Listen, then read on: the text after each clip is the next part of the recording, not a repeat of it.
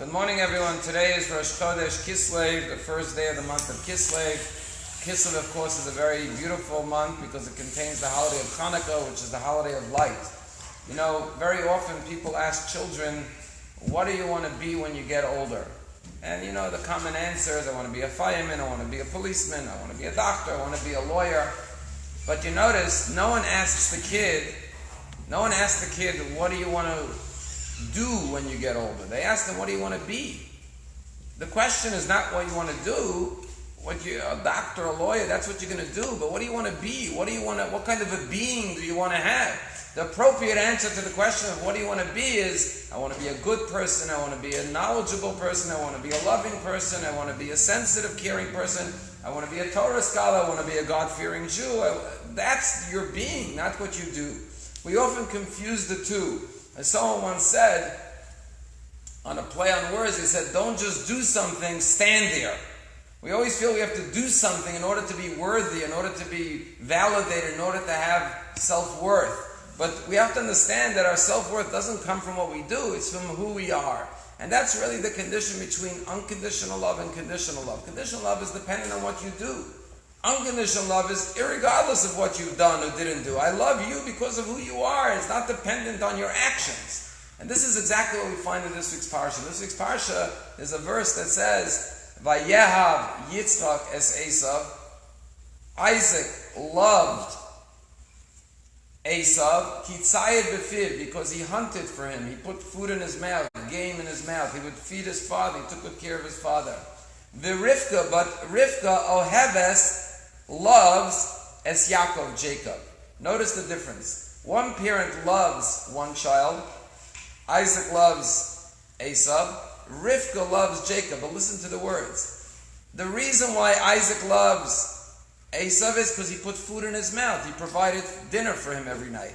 And that's why the verse says it in the past tense. Vayehav, he loved in the past. Because as they say, what did you do for me lately? What you did yesterday is not enough. As long as you're doing something for me, I love you in return. The minute you stop, the love is over. But Rivka Ayheves, in the present tense, she loves him in the present tense because it's not dependent on anything. It's pure unconditional love. And that's one of the messages of the holiday of Hanukkah. You know, Hanukkah, we're going to light the menorah. We have 8 candles plus the shamash. Why don't we just use one candle to light the other? Why do we need a shamash? Because we say in the Neres Halol, these candles are holy. Meaning, we usually think of light as a means to an end. I have light so I can use it for something else. I could see, I could kindle something. The menorah's message is the lights are beautiful and holy and sacred in and of themselves. They don't have to serve some other purpose. Not everything in life has to be a means to an end. We shouldn't look at people like, how could this person be of benefit to me? We should look at people for their own intrinsic value, irregardless of what they provide or don't provide. And that's the message, like every person has a soul, which is the candle of God. And when we look at the candles of God, we should know every candle is sacred, even if it doesn't ignite another candle, just because it provides its own unique light. And that is the message of Hanukkah, and that's the message of the unconditional love that Rivka had. And that's why when we think of ourselves, as I once said, we're not human doings, we're human beings. We have intrinsic value just for our being the way God created us. There's a story about a Hasidic Jew. His name was Rabbi Mendel Futlefas. He lived in this past generation. He was in the former Soviet Union. He was sent to Siberia for keeping Judaism. And when he came out, he moved to Israel, to Kfar Chabad, and he told a lot of stories of his years in jail in the gulags of Russia. And one story was, he says he was once sitting around with other prisoners. He was with all these Russian inmates, and they were all bemoaning their life. And one said, you know, I was a general in the army, I was a very important person, and look at me now, I'm in Siberia in Russian prison. The other guy said, I was a big big business person, had a factory, I was very important, and look at me now, I'm just a prisoner. And the other one said, I was a big professor, and look, everyone was crying about their life. And Mendel Futlefas is smiling. They said, why are you smiling?